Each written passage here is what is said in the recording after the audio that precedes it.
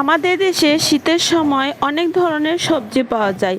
সেখান থেকে আমি আমার পছন্দ অনুযায়ী কয়েক ধরনের সবজি নিয়ে একটি সাধারণ সবজি রান্না করে দেখাবো।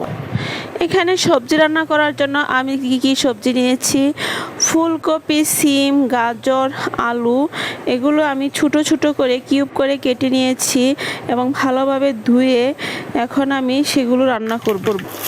প্রথমে আমি একটি কড়াইয়ে তেল দিয়ে গরম করে সেখানে পাঁচফোড়ন এবং কাঁচামরিচ, পেঁয়াজ কুচি এবং মসুরের ডাল দিয়ে সেগুলো ভালোভাবে নেড়েচেড়ে নিব এবং সেখানে অ্যাড করে নিব রসুন বাটা এবং আদা বাটা।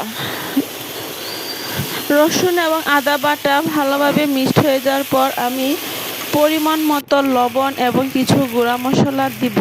সেখানে দিব হলুদের গুঁড়া, ধনিয়ার গুঁড়া, জিরার গুঁড়া, সামান্য একটু পাঁচফোড়নের গুঁড়া মিক্সড করে আমি সেখানে সবজিগুলো ঢেলে দিব এবং ভাজা ঘাঁটি দিয়ে সেগুলো ভালোভাবে নেড়েচেড়ে মিক্সড করে নিব।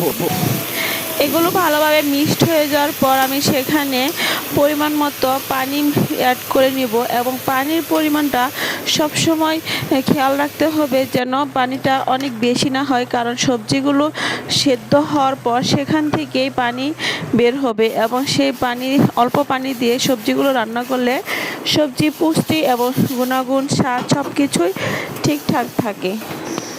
এভাবে কিছুক্ষণ নাড়াচাড়া করে ঢাকনা দিয়ে ডেকে কিছুক্ষণ পর আমি এসে দেখি আমার সবজিগুলো সেদ্ধ হয়ে গেছে, তার মানে আমার রান্নাটা কমপ্লিট হয়ে গেছে।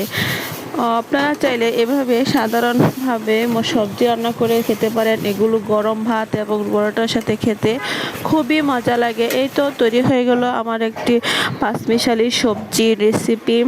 তো আপনাদের ভালো লাগলে অবশ্যই এভাবে রান্না করবেন এবং আমার ভিডিওটি লাইক, কমেন্ট এবং শেয়ার করবেন।